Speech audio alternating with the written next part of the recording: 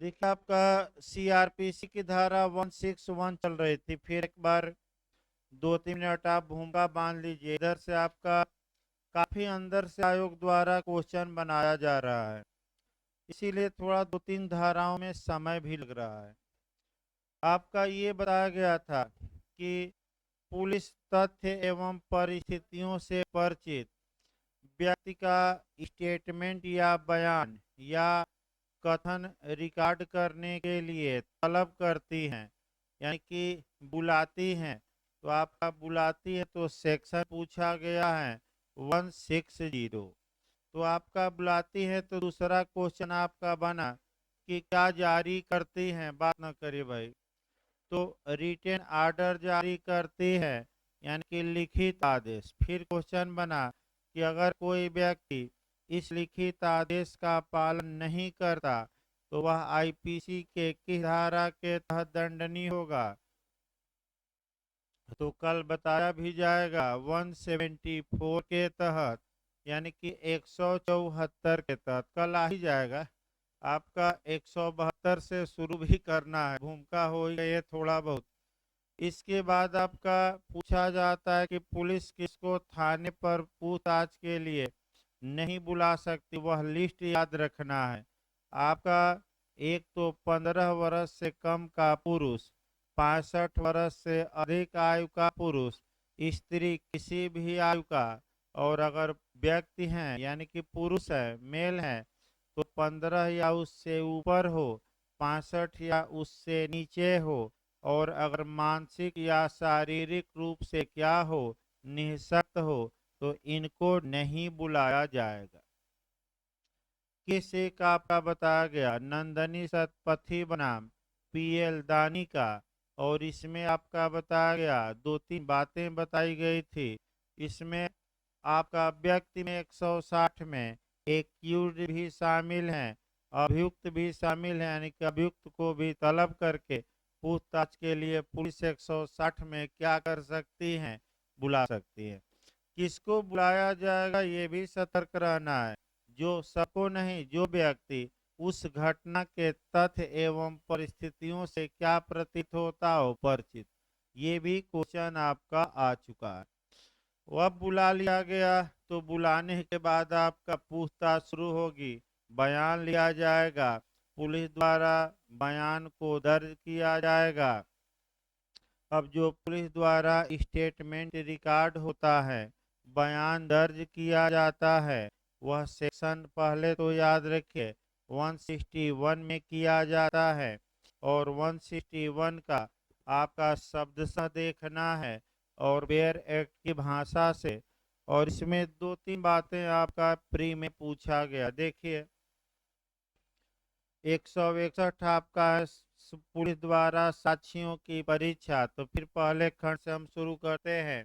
कोई पुलिस अधिकारी जो इस अध्याय के तहत इन्वेस्टिगेशन कर रहा है या ऐसे पुलिस अधिकारी की अपेक्षा पर कार्य करने वाला कोई अन्य पुलिस अधिकारी जो ऐसे रैंक से नीचे का न हो जिसे राज्य सरकार विहित करे, तथ्यों और परिस्थितियों से परिचित समझे जाने वाले व्यक्ति की मौखिक परीक्षा कर सकता है, यानी कि ओरल रूप से क्या किया जा सकता है, ऐसे व्यक्ति से पूछताछ।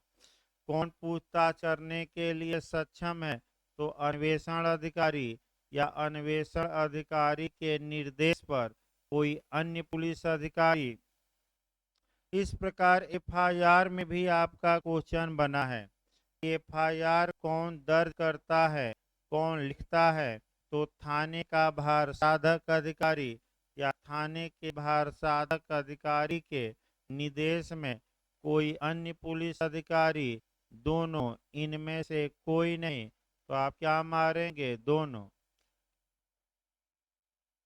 उसी प्रकार यहाँ फैक्ट एंड कंडीशन से जो परिचित व्यक्ति हैं उससे मौखिक उसकी परीक्षा कौन कर सकेगा, तो या तो अन्वेषण अधिकारी या उसके अधीन कार्य करने वाला, या माने अन्वेषण अधिकारी, या वह किसी से अपेक्षा करे अन्य पुलिस से, तो वह पुलिस वाला भी आपका कह सकते हैं कि पूछताछ कर सकेगा।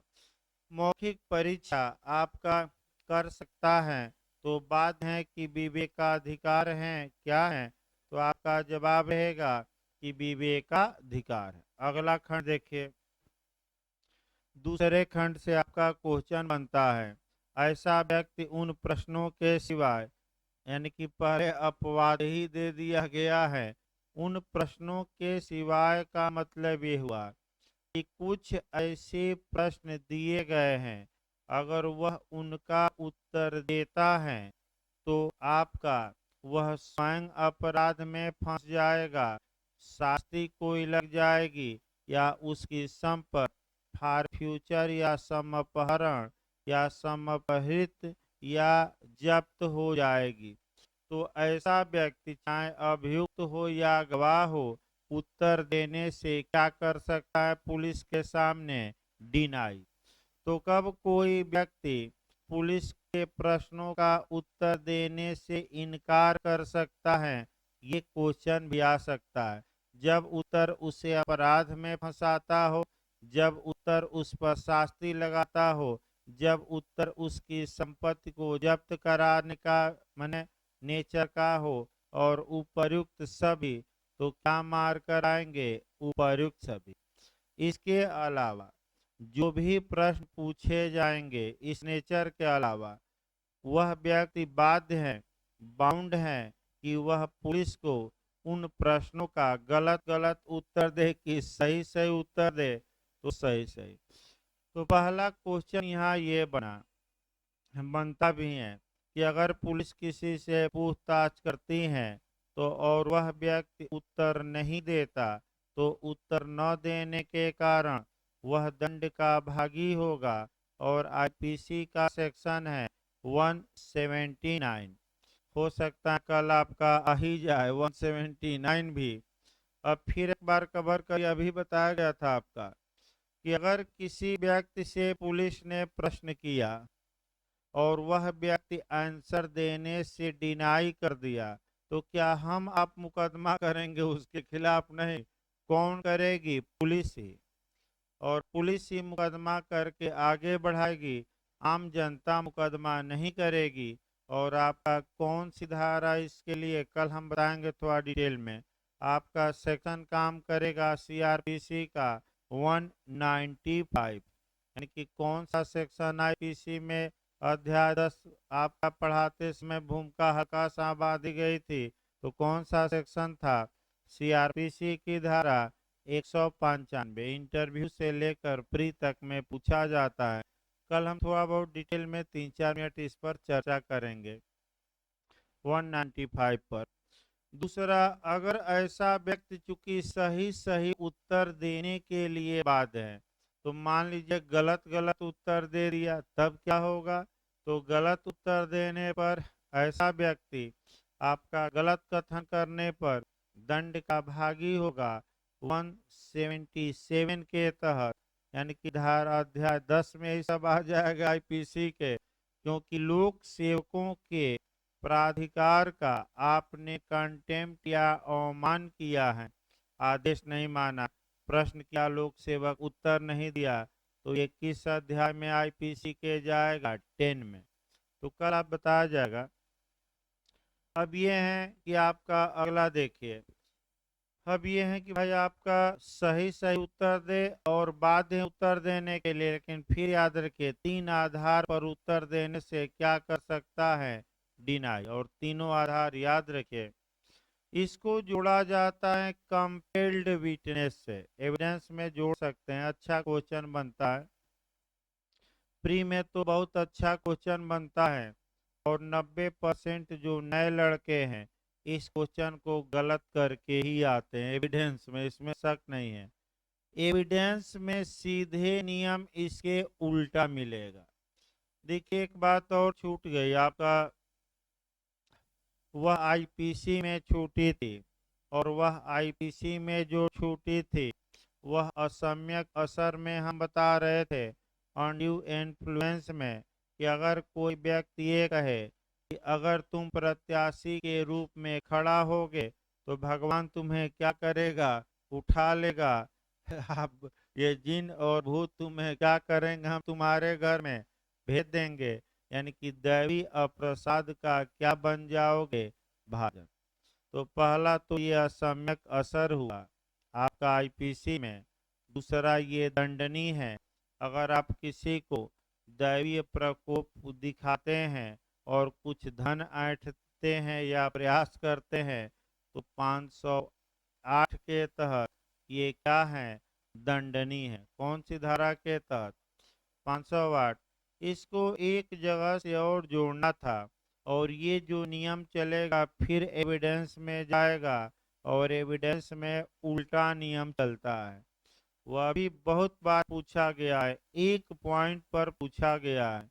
यही आपका कंपटीशन है, पढ़ते सभी लोग हैं, इसमें कोई शक नहीं है, धारा भी रटे रहते हैं, लेकिन जहां अटैक करना है उसी को भूल जाते हैं। और मेन अब आ गया है समय कि जो कंपटीशन में आता है उसी पर मुख्य अटैक किया जाए, भले थोड़ा कोरिलेट करने में समय लगे क्योंकि आपका चारों तो एपीओ में आएगा ही। पहले आपका 24 बता दें तब आपका कंपेल्ड विटनेस पर आते हैं। देखिए दो उदाहरण बनता है।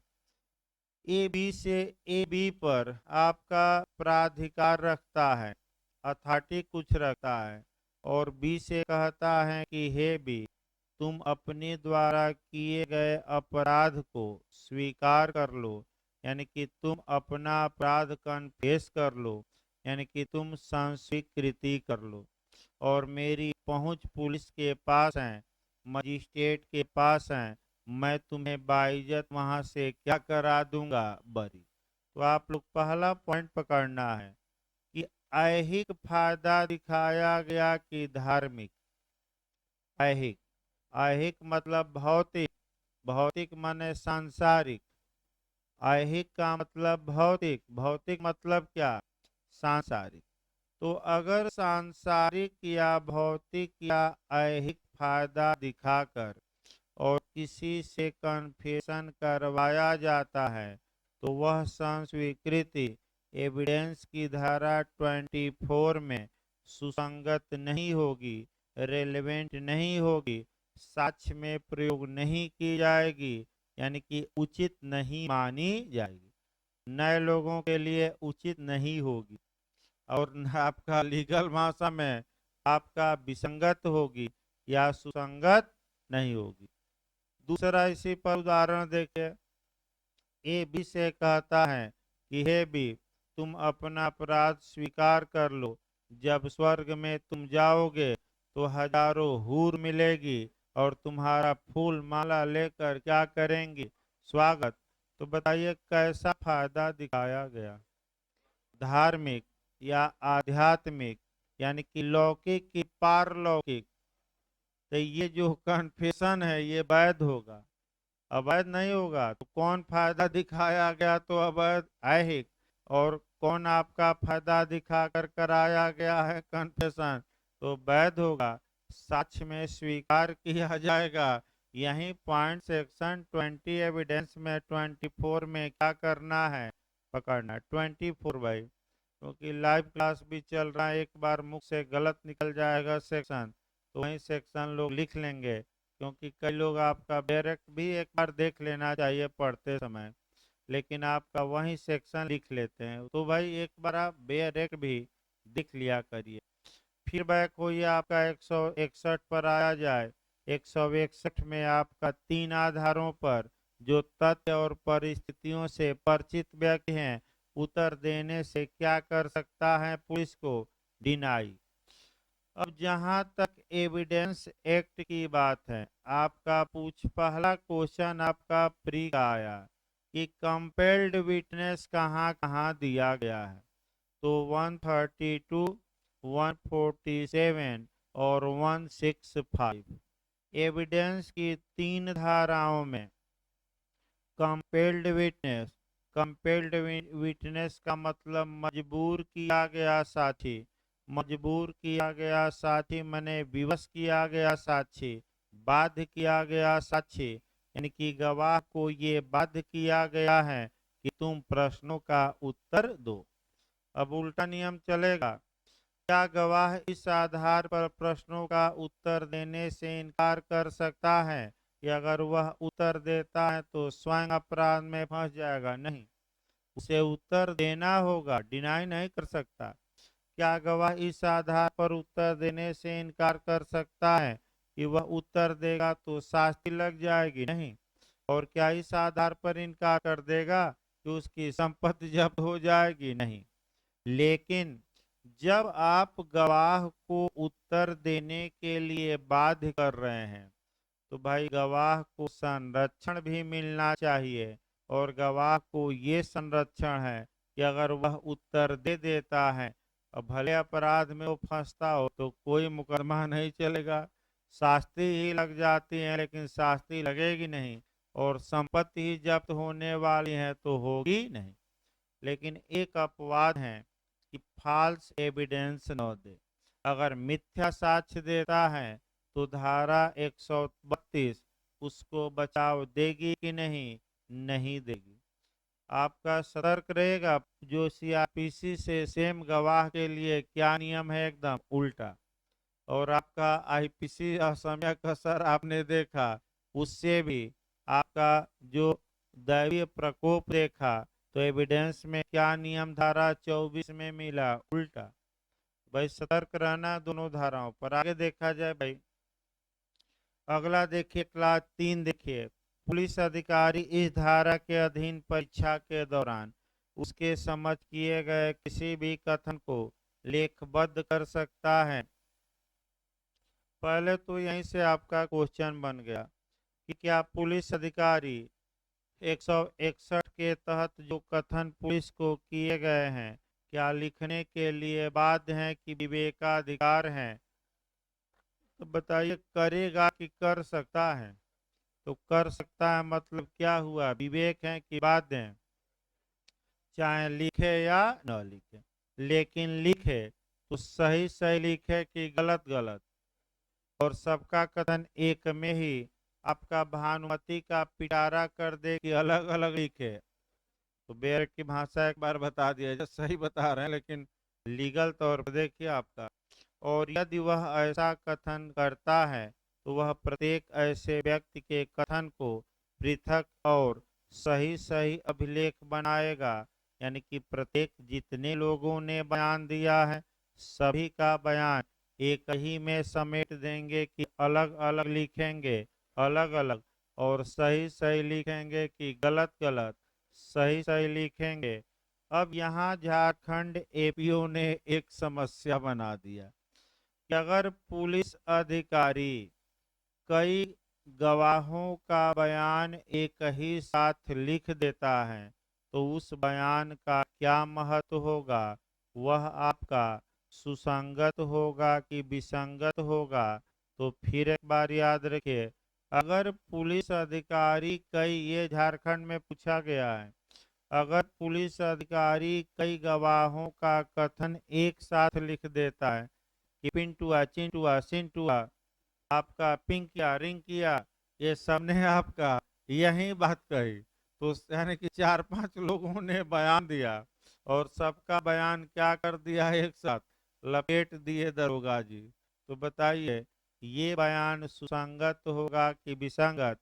स्वीकार एडमिट किया जाएगा कि नहीं? तो एडमिट किया जाएगा, लेकिन सुप्रीम कोर्ट ने कहा कि न्यायालय इस पर विचार करते समय थोड़ा सावधानी बरते। यानी कि इसका मतलब ये हुआ कि अगर कथन को, कई लोगों के कथन को एक साथ लिख लिया जाता है तो ये कथन अग्राह्य तो नहीं होगा, एडमिट होगा, स्वीकार ही किया जाएगा। लेकिन न्यायालय क्या करे? इसको स्वीकार करते समय सावधानी बरते। केस लिख लीजिए, आपका केस पूछा जाता है भाई। बिहार राज्य बनाम राम बचन सिंह।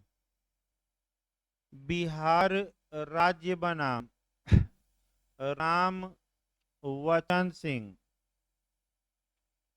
ये 1981 का केस है, 1981 का केस है सुप्रीम कोर्ट का।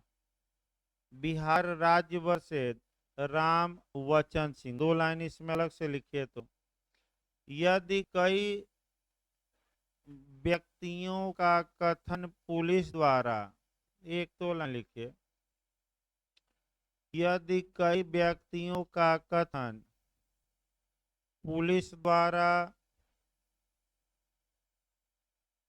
एक साथ लिख लिया जाता है,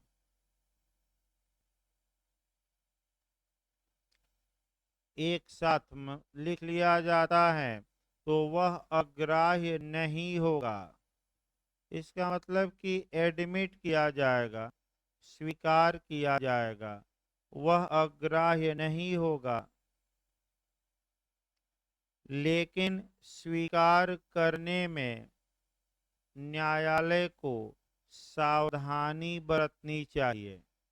लेकिन स्वीकार करने में न्यायालय को सावधानी बरतनी चाहिए।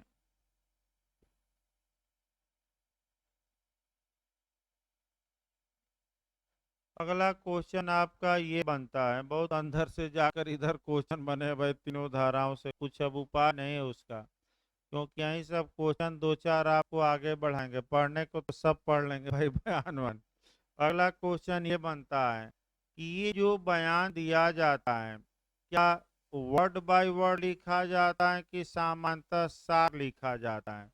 मुख्य मुख्य बातें पुलिस लिखती है, कह कह शब्द सा जो बोला है लिखती है सार, उसको लिखिए। ऐसे कथन को शब्दशः लिखना आवश्यक नहीं है, एक लाइन अलग से लिख लीजिए। ऐसे कथन को शब्दशः लिखना आवश्यक नहीं है, अक्षरशः।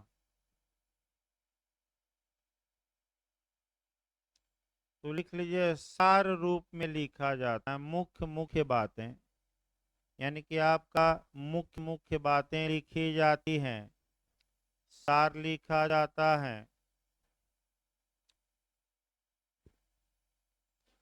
अब आइए आपका अभी परंतुक 2 परंतुक बचे हैं। पहला परंतुक 2008 में जोड़ा गया, आपका कह सकते हैं कि श्रव्य दृश्य इलेक्ट्रॉनिक साधनों द्वारा, यानी कि इसमें पूछा भी गया था कि जो वीडियो कॉन्फ्रेंसिंग द्वारा, भाई एविडेंस में पूछा गया है और सुबह वाले बैच में केस भी लिखवाया गया, रट्टा मारी है। वीडियो कॉन्फ्रेंसिंग द्वारा जो एविडेंस लिया जाता है, क्या वह ग्राह्य और सुसंगत होगा कि नहीं होगा? और ये प्रफुल्ल का केस है, प्रफुल्ल प्रफुल्ल प्रफुल्ल याद रखिएगा। और सीसीटीवी कैमरे में जो रिकॉर्ड हुआ है, सुबह के पीरियड में बता गया, टोमासो बूनो का केस याद रखना है, दोनों रट कर जाइए। सीसीटीवी कैमरे में जो रिकॉर्ड हुआ है वो भी इलेक्ट्रॉनिक अभिलेख है, साक्ष्य माना जाता है। टोमासो बूनो का केस बता गया था। और जो आपका श्रव्य दृश्य इलेक्ट्रॉनिक माध्यम से लिया जाता है, यानी कि ऑडियो वीडियो के माध्यम से या वीडियो कॉन्फ्रेंसिंग के माध्यम से, वह भी एविडेंस माना जाएगा। और आपका प्रफुल्ल का केस है, अब ये कब जोड़ा गया? तो 2008 में जोड़ा गया। तो 2008 में आपका पहला परंतुक जोड़ा गया और कहा गया कि पुलिस थाने पर न बुलाकर सब श्रव्य दृश्य इलेक्ट्रॉनिक माध्यम से, यानी कि आपका साक्ष्य ले सकती हैं, यानी कि ऑडियो वीडियो इलेक्ट्रॉनिक मीन्स से, यानी कि इसको वीडियो कॉन्फ्रेंसिंग भी कर सकते हैं। जैसे मोबाइल से भी आजकल हो रहा है भाई, मोबाइल से आपने व्हाट्सएप कॉल किया, उधर से फोटो दिखाई दे रहा है व्हाट्सएप कॉल, दोनों लोग क्या कर रहे हैं? बातें कर रहे हैं। तो बातें कर रहे हैं तो बहुत खतरनाक भी हैं, और कई सलाह बहुत खतरनाक भी है, कई बार सलाह दी जाती है। कौन रिकॉर्ड कर रहा है कौन नहीं, आपका कोई भरोसा नहीं। वैसे जो ये क्लास चल रही है आपका, मैंने इसका रिकॉर्डिंग अगर ऑन रहेगा कैमरा का तो क्लास ही आपके मोबाइल में नहीं चलेगी। ये जो हम पढ़ा रहे हैं, अगर कोई लाइव क्लास देख रहा हो और ये चाहे कि स्क्रीन रिकॉर्डर लगा के रिकॉर्ड कर लें ये संभव नहीं है। तो पहले ऑप्शन आएगा कि स्क्रीन रिकॉर्डर ऑफ करिए और तब ये आपका लाइव क्या होगा होगा। और भी दो चार फीचर आई थी लेकिन उसको आदमी डिनाई कर दिया। उसमें ये था कि अगर कोई भी संदिग्ध ऐप आपके मोबाइल में होगा तो ये वहाँ काम ही नहीं करेगा लाइव क्लास। तो 100-200 लोग फोन करके परेशान कर दिए, तो कंपनी से मांग करके वह सिस्टम हटवाया गया भाई आपका। नहीं तो वो सिस्टम रहता तो आपका फिर कई अब कितने ऐप आप हटाएंगे भाई। आपकी भी प्राइवेसी है, कौन ऐप रखे हैं कौन नहीं कौन देख रहा है। तो सबकी भाई प्राइवेसी है। तो भाई कोई आपका वीडियो गेम रखा है तो कोई कुछ रखा है तो कोई तमाम फर्जी आपका ऐप आ रहे हैं जो आपका सारा सिस्टम हैक कर सकते हैं। तो ऐप ज़्यादा डाउनलोड ना करिए, खाता होता चलाते हो तो हर ज़्यादा, तो उससे भी बहुत बड़ा खतरा है। जैसे ही आप कोई ऐप डाउनलोड करते हैं आपकी पूरी पर्सनल जानकारी उसके पास चली जाती है। ये तो शुद्ध रूप से प्राइवेसी का क्या है।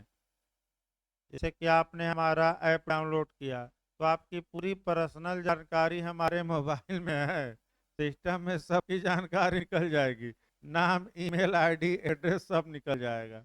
मैंने 1 सेकंड में सर्च करना या तो नाम से या मोबाइल नंबर या ईमेल से भी हो सकता है। और 1 सेकंड 2 सेकंड लगता है सर्च करने में। एक दो लोग कमेंट कल किए थे तो उनको बाहर किया गया है। भाई बार बार कहा जा रहा है कि आप लाइव क्लास चलते समय फालतू कमेंट न करिए। तो उसमें आपका कभी कुछ तो एक दो ऐसे बदमाश होते हैं तो उनको रिमूव मारा गया है, अब कह रहे हैं सारी सारी। अब गलती हो गई। अरे भाई पढ़ने आए हैं, आ, पढ़ने आए हैं कि आप यही। हाँ भाई एक और सूचना देखिए, एक शिवम ला क्लासेज का ग्रुप आपका व्हाट्सएप पर बनाया गया है। अब मैंने छात्र ही बनाए हैं, उसमें हमें एडमिन बनाया गया है, उस ग्रुप से हमें मतलब नहीं है। और उस ग्रुप में एक दो ऐसे आपका मैंने आपका कह सकते हैं कि चुतिया थे कि वो उसमें के लड़कियों के नंबर पर मैसेज करने लगे ग्रुप से निकाल के और नोट्स मांगने लगे। तो भाई लड़कियां फोन की भेजी तो अब वो भी कह रहे हैं कि गलती से चला गया। अरे भाई क्यों भेजे, या तो कह। तो ग्रुप हमारे द्वारा नहीं बनाया गया है, वो ऑनलाइन पढ़ने वाले और यहाँ के कुछ बच्चे बनाए हैं कि सूचनाएं मिल जाएं। अब ये है कि अगर कोई मिसयूज करेगा तो उसको डिलीट करना पड़ेगा यार, हम लेफ्ट हो जाएंगे भाई, क्योंकि ये सब बर्दाश्त नहीं किया जा सकता। आप बाहर कुछ भी करिए, यहाँ भाई आपका शांति से पढ़िए, चाहे कोई भी हो, चाहे डीएम हो या सीएम का लड़का हो। तमाम जज के लड़के आए रगड़ कर बाहर कर दिया गया और तमाम फोन कराए, किसी से आदमी डरता नहीं है, फोन कराते रहिए, जो आएगा देखा जाएगा। कोचिंग बंद हो जाए लेकिन ये सब आपका कह सकते हैं गलत कार्य बर्दाश्त नहीं किया जा सकता। हम बता दें स्पष्ट रूप से, आप भाई आपको मैंने बाहर क्या कर रहे हैं उससे हमें मतलब नहीं है। तो अब ये ग्रुप बना तो उसमें भी एक दो बदमाशी करने लगे। मैंने एक दो का ही नाम आया और काफ़ी सब भी लड़के हैं जो काफ़ी मैटर भी भेजते हैं, लेकिन अब यह है कि उसमें एक मछली पूरे तालाब को क्या कर देती है। तो उसी प्रकार फिर एक बार बैक हुई है। ये श्रव्य दृश्य इलेक्ट्रॉनिक माध्यम व्हाट्सएप पर हम बता रहे थे, ये भी बहुत खतरनाक चीज़ है।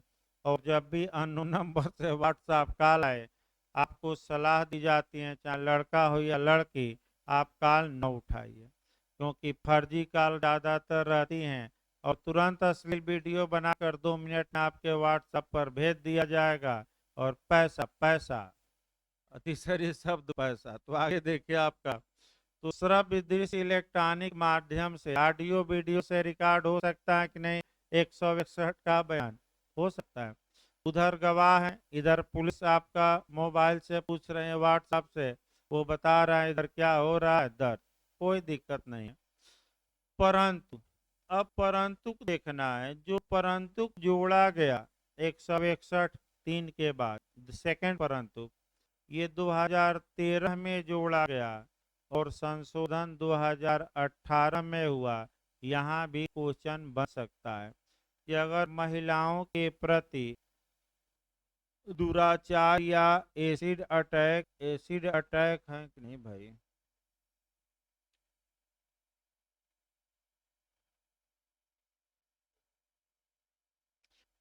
एसिड अटैक की धारा नहीं है भाई। अगर महिलाओं के प्रति दुराचार या कुछ अन्य अपराध किए जाते हैं, एसिड अटैक का नहीं है इसमें, तो उस महिला का जो बयान पुलिस दर्ज करेगी 161 के तहत, वह महिला पुलिस अधिकारी या किसी महिला अधिकारी द्वारा ही रिकॉर्ड किया जाएगा। यानी कि महिलाओं से संबंधित कुछ अपराधों में महिलाओं का बयान दर्ज तो पुलिस करेगी, लेकिन पुरुष पुलिस नहीं, बल्कि कौन होनी चाहिए? महिला या महिला पुलिस अधिकारी। तो ये कब जोड़ा गया? 2013 में, ठीक से याद रखिएगा। कब इसमें संशोधन हुआ? 2018 में आपका संशोधन हुआ है। तो अगला क्वेश्चन, 2013 का संशोधन कब से लागू हुआ? 3 फरवरी 2013। 2018 का कब से लागू हुआ? तो 21/4/2018, रटिए, 21 अप्रैल 2018। ये सब एकदम रट्टा होना चाहिए, इसमें भाई क्षम्य नहीं है गलतियां। अगर डेट वाइज गलती करेंगे तो बाहर हो जाएंगे। अगला ये अब 162 चला जाए। 162 भी काफी महत्वपूर्ण है। पहले तो जो क्वेश्चन सामान्य बनता है, जो सभी कर ले जाएंगे, लगभग जो पढ़े रहेंगे वो सभी कर ले जाएंगे, कि पुलिस द्वारा किए गए कथनों, पुलिस के समक्ष किए गए कथनों का एविडेंस में क्या प्रयोग होगा। तो ये क्वेश्चन अगर आए तो 4 ऑप्शन मैं बता रहा हूं। वह सारवान साक्ष्य होगा, यानी कि सब्सटेंसिव। संपुष्टि के लिए, यानी कि कार्बोरेटिंग नेचर का होगा। समर्थन के लिए या संपुष्टि के लिए प्रयोग किया जाएगा।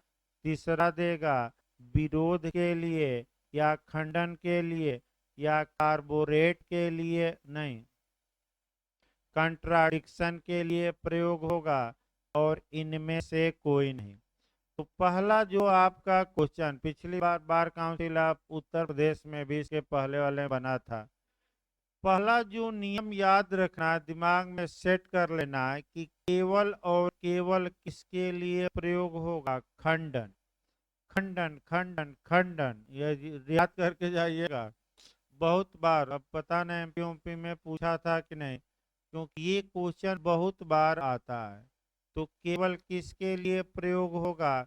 कंट्राडिक्शन के लिए, खंडन के लिए। तो तुरंत एविडेंस की एक धारा और पकड़नी है, कि खंडन का प्रावधान एविडेंस की किस धारा में? 145, 145। और अगर हम कहें संपुष्टि तो आपका 157। तो किस धारा के तहत प्रयोग केवल होगा? 145 एविडेंस एक्ट। ये सामान्य क्वेश्चन हुआ। एक और भूमिका में देखिए, पहले तब बैरक शुरू किया जाए भाई, क्योंकि अभी शुरू हेडिंग से ही क्वेश्चन बनता है। ये जो वैज्ञानिक परीक्षण किए जाते हैं, सतर्क रहिएगा, अब इसका भी आपका पूछा जाता है। जो ये आपका वैज्ञानिक परीक्षण किए जाते हैं, जैसे आपका पॉलीग्राफ टेस्ट हो गया, नार्को टेस्ट हो गया, इत्यादि। इन परीक्षणों के आधार पर जो एविडेंस उत्पन्न होता है आपका, उसका साक्ष्य में क्या महत्व होगा? अगर सुप्रीम कोर्ट ने स्पष्ट रूप से बता दिया कि इसका जो साक्ष्य में प्रयोग होगा वह एक पुलिस के समक्ष दिया गया स्टेटमेंट माना जाएगा, यानी कि ये माना जाएगा कि इस व्यक्ति ने पुलिस के समक्ष क्या दिया है? बयान। और चूंकि पुलिस के समक्ष बयान का एविडेंशियल वैल्यू किस सेक्शन में दी गई है? 162 सीआरपीसी में। तो जो 162 हम बताएंगे, फिर एक बार याद रखिए, ये नार्को टेस्ट, पॉलीग्राफ टेस्ट, उनमें जो व्यक्ति मुख से उगला है उसका प्रयोग भी किस रूप में होगा? केवल खंडन। संपुष्टि नहीं, केवल किसके लिए?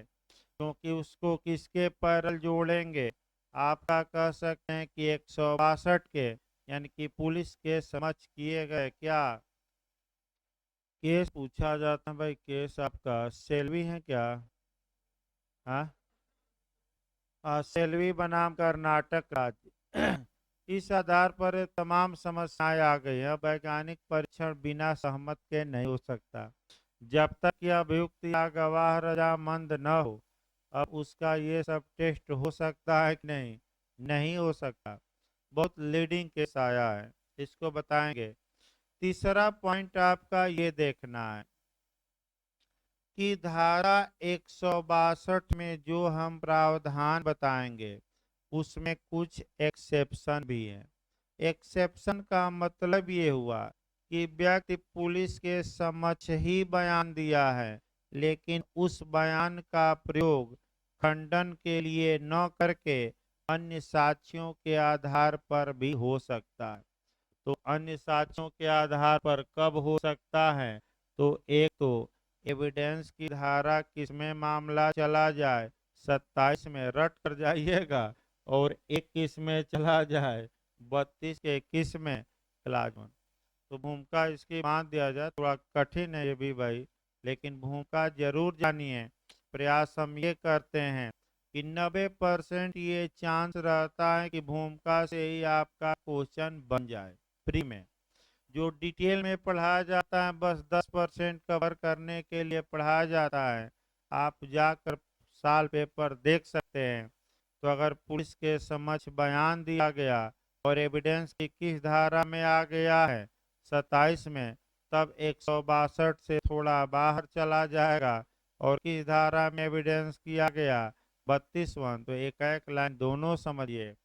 आपका पिछली बार इसके पहले वाले में आपका उत्तराखंड में पूछा गया था, एक क्वेश्चन 27 पर निश्चित आता है। प्री में तो भाई निश्चित आता है। निश्चित इसलिए आता है कि बहुत महत्वपूर्ण धारा है ये है कि कौन सी धारा पुलिस अन्वेषण की या कुंजी कही जाती है। तो एविडेंस की धारा 27। कौन सी धारा पश्चातवर्ती तथ्यों द्वारा संपुष्टि के सिद्धांत पर आधारित है? तो 27। 27 किनका अपवाद है, कई बार पूछा है। तो 24, 25 और 26 तीनों का। और किस केस में कहा गया? तो पुलकुरी कोटया। तो उससे मतलब नहीं, एक उदाहरण बनाया जाए। ए ए को पुलिस ने पकड़ा और ए ने पुलिस को बताया कि बी को मैंने ही मारा और लाश मैं कुआं में फेंक दिया हूँ। आइए मैं वह कुआं आपको बताता हूँ जहां मैं लाश फेंका हूँ। तो इसको दो भागों में वाक्य बांटिए। पहला भाग, ए ने कहा कि बी को मैंने ही मारा। ये शुद्ध रूप से वह अपना अपराध स्वीकार कर रहा है। किसके समक्ष कर रहा है? पुलिस के। तो धारा 25 एविडेंस के तहत कोई मतलब इसका नहीं है। लेकिन दूसरे वाक्य इसमें दूसरा जो शब्द है कि बी की लाश मैंने कुआं में फेंकी और आइए आपको मैं लाश बरामद करवा देता हूं। तो अगर एक एक कथन पर लाश बरामद हो गई, मतलब कि उसके स्टेटमेंट की क्या हो गई? पुष्टि। तो केवल 162 के तहत खंडन के लिए नहीं। अब ये दिखाया जाएगा कि इन्हीं के बयान पर क्या मिली थी? लाश। संपोषक साक्ष्य अब होगी। खंडन, अब खंडन वाला छोड़ दीजिए, क्योंकि 162 का अब ये क्या हो जाएगी? अपवाद।